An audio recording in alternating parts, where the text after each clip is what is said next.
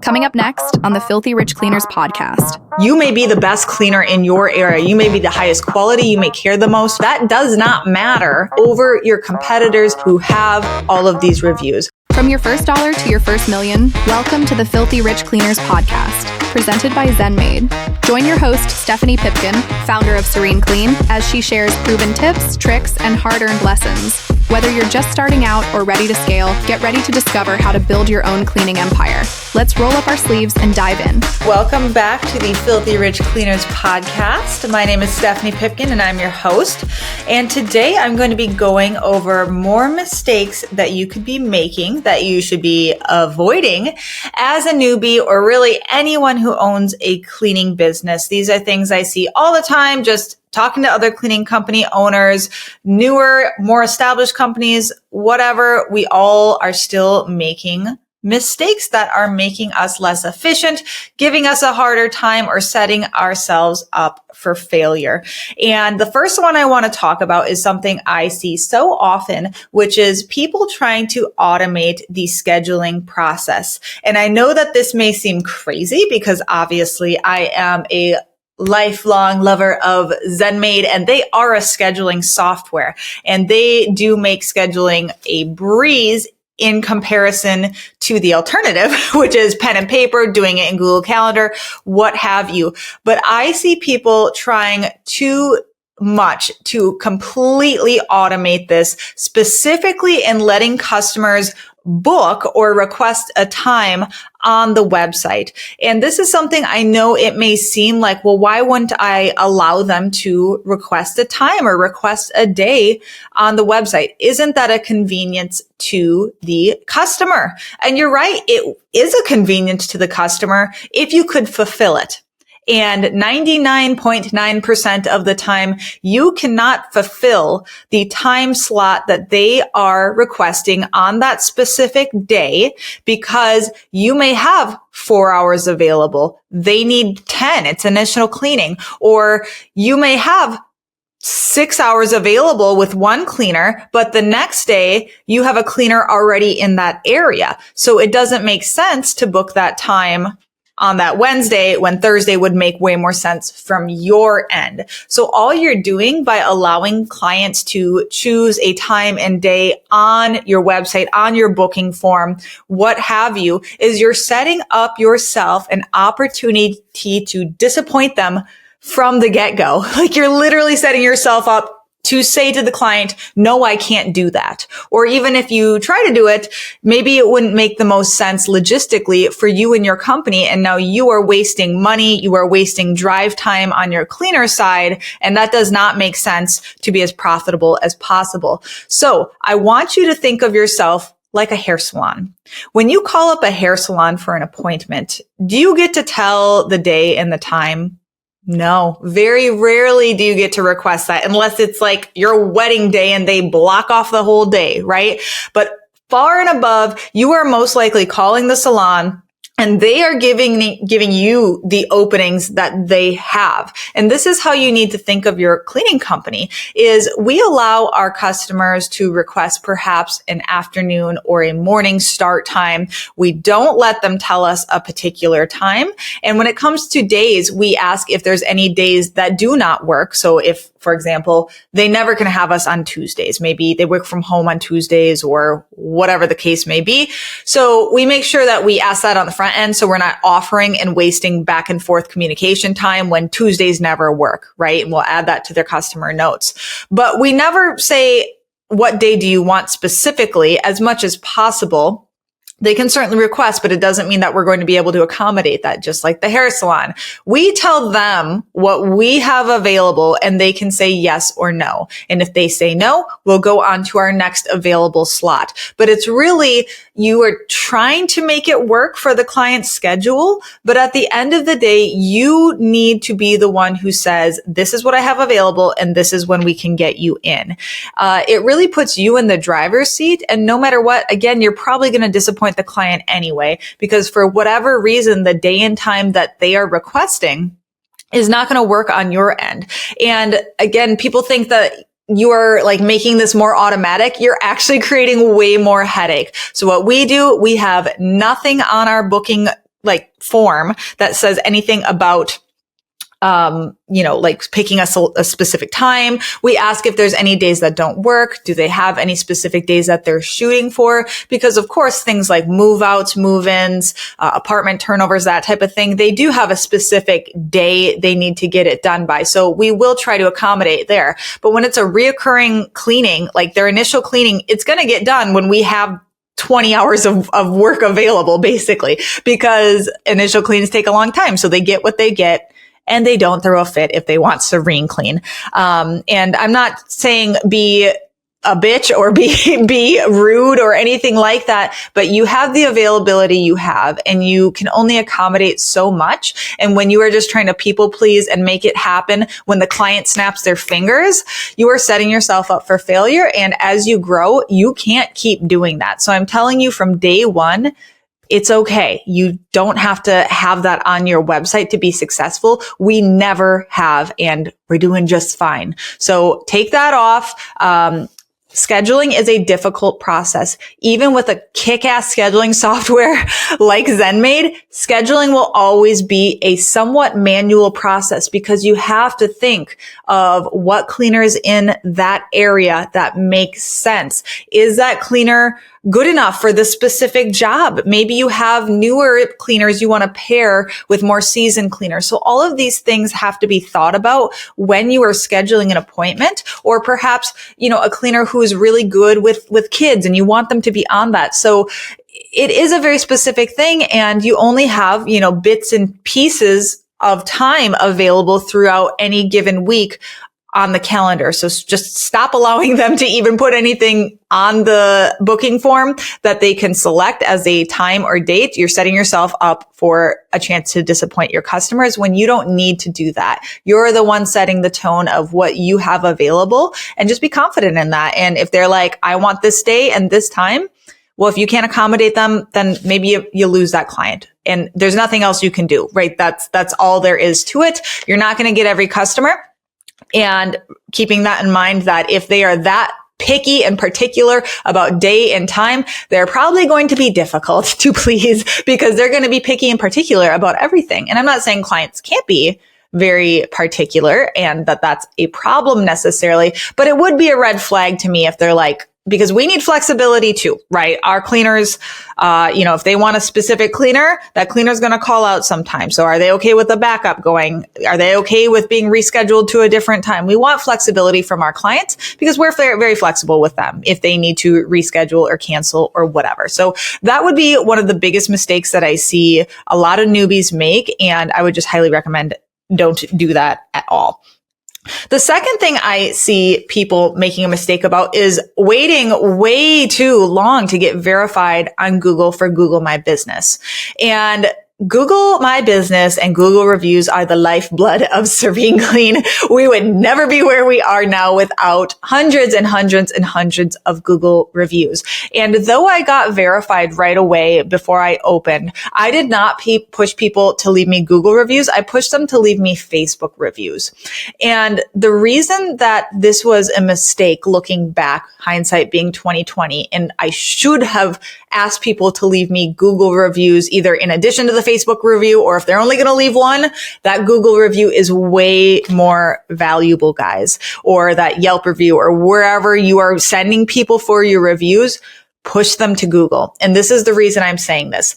When people are searching online for a cleaning company, they are intent on finding something. They are not just randomly scrolling and stumbling on your Facebook page, your business Facebook page, and finding you that way. They are trying to make a decision. They're doing research. They're looking at companies, and they are much more likely to buy. Most of our leads from Facebook do not close, at least not right away. If we get a lead from Google, meaning they searched for cleaning companies in Black River Falls, Wisconsin. And of course, we're going to pop up because we have the most relevant web pages. We have the most Google reviews. We have our images up to date. We've got videos on there, blah, blah, blah. All of the things you can do on your Google My Business that's absolutely free so that you show up in the search results and you show up on the map of results of cleaning companies in your area. All of those things are leading them to you and they're ready to buy. They're actively researching. They're trying to get pricing. They're in the mindset of I'm further along in the process compared to somebody on Facebook who's just, again, stumbling upon you. So do not rely on your Facebook page for getting your leads. I know you may be getting a lot of leads there, but you're going to have to work a lot harder for them. Getting a review is going to work for you for years and years to come because they build upon each other. So reviews I got 5 years ago are now adding to the mass of hundreds of reviews that we have now. And you may be like, Stephanie, I can't get 100 reviews. I have 2 customers. I know you gotta start somewhere. For me, I set myself a reasonable goal of getting 1 review on Google per week. And you just have to ask your clients when they're happy and they're most likely to leave you that review, ask them for that review. Because if you are not getting Google reviews, you're going to have to work so much harder. You're going to have to spend more money on advertising. Whereas like our leads just come to us and they are so dazzled by the sheer amount of reviews and the quality of them, as well as having a nice website. When they do get to our website, they're sold. We hardly have to do any selling. Obviously, we send them an estimate and a nice sales email and things like that. And we do follow up, but it's so much less effort because we don't have to convince them. The social proof is already there. So that's why this is important. Please don't wait. I know it can be a total hassle sometimes to get verified because Google wants you to have like a physical location added and you need to get a card in the mail, et cetera, et cetera. Just keep working at it. Do whatever it takes to make that happen because it is so important. And just think when you go to find a restaurant to eat at, say you and your friends are going to go out on a nice night out. Are you just going to go to a random restaurant, maybe that you drove by once? You're probably going to go on the Google Maps and you're going to search restaurants in my area, or you're going to look them up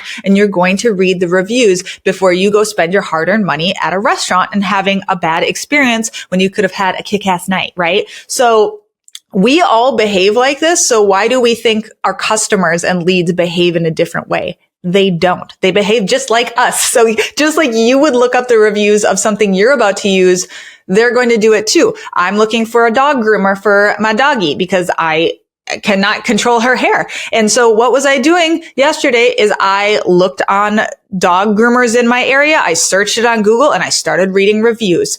And the ones that had 3, didn't even look at them. They could have been the best groomer in the area. You may be the best cleaner in your area. You may be the highest quality. You may care the most. You may have the best staff. You may be the most communicative, wonderful person, but that does not matter. And they're not even going to give you the chance over your competitors who have all of these reviews. And do not be disheartened if you're like, they've got 200 and I have 3. If you're the person with 3, that means you've got a goal to hit, right? And just try to get 1 per week. And it's okay to get character reviews from your friends and family. And just do not ask somebody to lie. All I do is say, hey, you've known me for years or you've worked with me. Can you please write a review about me as a person? And they'll say, why, yes, of course, Stephanie. And they say, I've known Stephanie for 5 years. I worked with her and I would highly recommend anybody work with her because she is trustworthy and hardworking and friendly. I think that's what people would say about me, I guess. And so that's not lying. They're not saying they use my services, but if you need to get some momentum, that's a wonderful place to start. So get verified on Google, add before and afters, add video content on there, add, pictures of you and your cleaners, happy. People connect to other people. So the photos can also make a big difference of if you have less reviews, but you've got a bunch of photos and videos of your work or of your staff having a good time cleaning or you having a good time cleaning and your nice, fancy work, attire, whether that be a polo, big fan of polos. If you guys haven't noticed, I like a polo, and I just think it looks so much more professional on the cleaners. Or, your nice branded t-shirt, whatever you're wearing, just make sure it's branded and get those pictures on your Google My Business, get them on your website because it makes you seem real. It makes me more likely to give you a try because you look friendly. And the other company had reviews, but they had no pictures of any of their staff. It was just like a nameless, faceless thing. So that is what I would say about that. And then finally, this tip right here, this mistake that I see being made is people balking at the idea of providing free cleanings. This was how I got momentum right away, starting at 22 years old, April 2019. That's when April 1st, 2019 is when Serene Clean officially opened to the public. But you know what I was doing in March of 2019? I did 10 free house cleanings. And I know that may sound crazy and you're like, that's a lot of work. You bet your ass it was a lot of work, but it was so worth it because just like I have said in previous episodes, being able to practice your cleaning and take notes and see how long things take you, that is worth its weight in gold. Getting confident, practicing cleaning, because a lot of people starting out have never professionally cleaned before. I certainly didn't, and that's totally okay. But that doesn't mean the client should get mediocre results. So you need to practice and practice in other people's houses, seeing different situations so you can learn and come up on situations you never experienced before. Like the first couple of houses I did, they were out in the country and they had like rust in all of their water. I'd never seen that before. Everything was stained like pink and red and had these like hard water stains.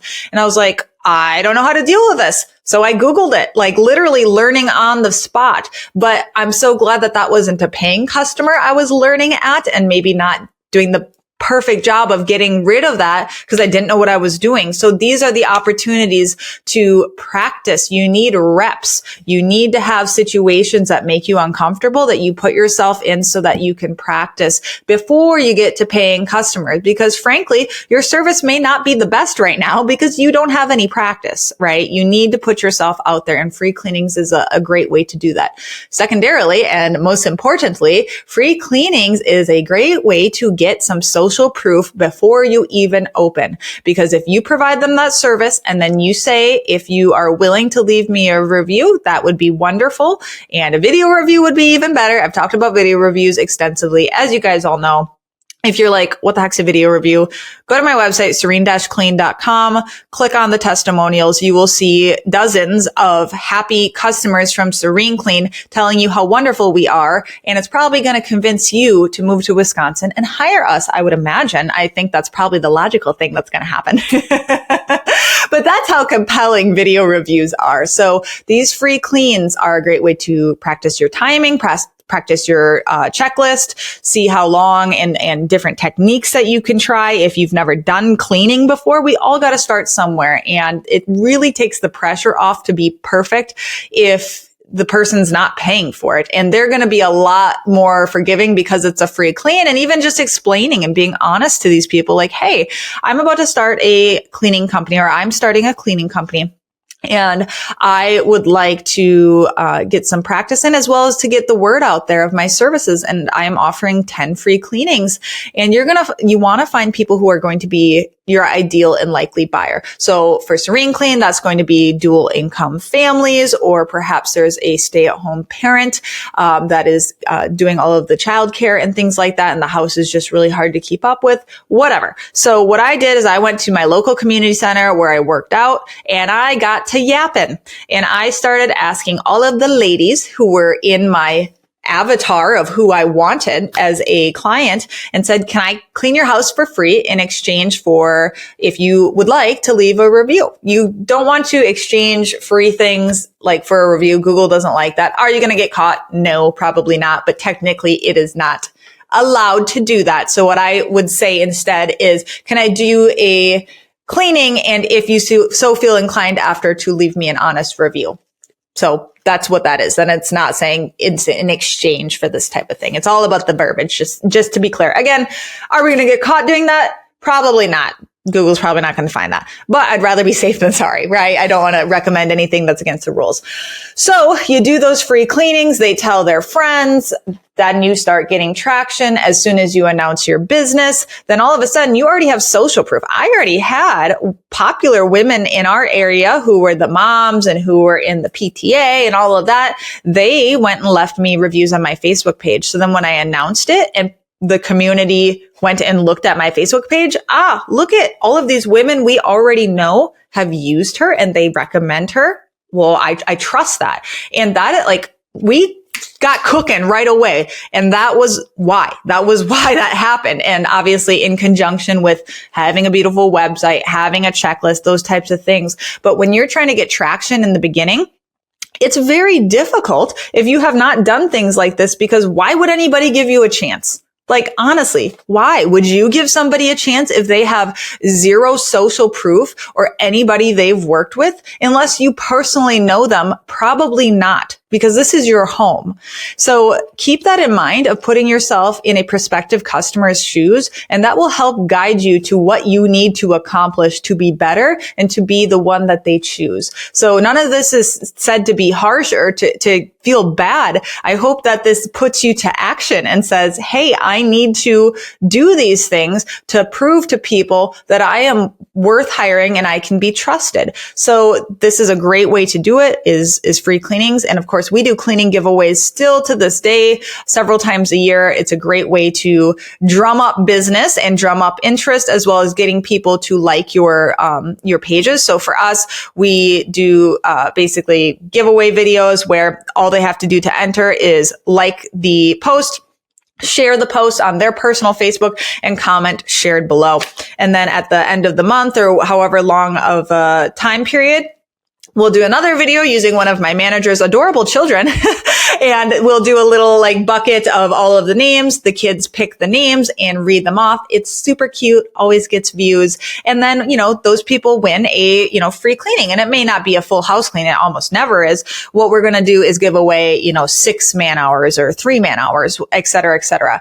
And again, this will just get more eyes and people sharing it. And then if you boost that on Facebook, it just spreads like wildfire. You can get I've gotten 20,000 views on those dang things, because of it being shared organically as well as boosting it to your local area. That's a perfect example of where boosting can be very powerful and you don't have to spend a lot of money. So, cleaning giveaways, free cleanings. It is a wonderful, wonderful tool in a lot of ways.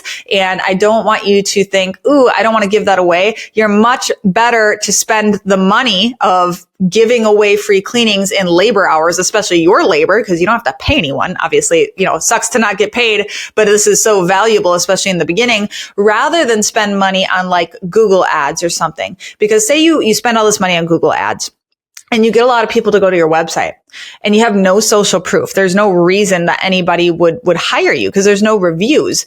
And so they're going to click off. They're probably not going to hire you. So you just wasted that opportunity, and they're probably not going to come back to you anytime because they're like, man, I already looked at that company. Not going to give them a try. So that's why I would start with this before you do any type of paid advertisement. This should be your paid advertisement, and think of it as research and development and marketing costs. And you get a lot of bang for your buck. So those are 3 more mistakes I often see newer folks in our industry making, and I would love to hear your guys' thoughts, experiences, share them. If you are curious about other mistakes that I see all the time when I'm talking to other owners, or that I myself made in the beginning, or maybe not just the beginning, maybe too far along, longer than I should have, go check out our other episode that we have about mistakes. And I will see you guys in the next one. I hope you are having a wonderful week, wonderful day. Your cleanings are going swimmingly and your employees don't call out. I hope that for you. Bye, guys.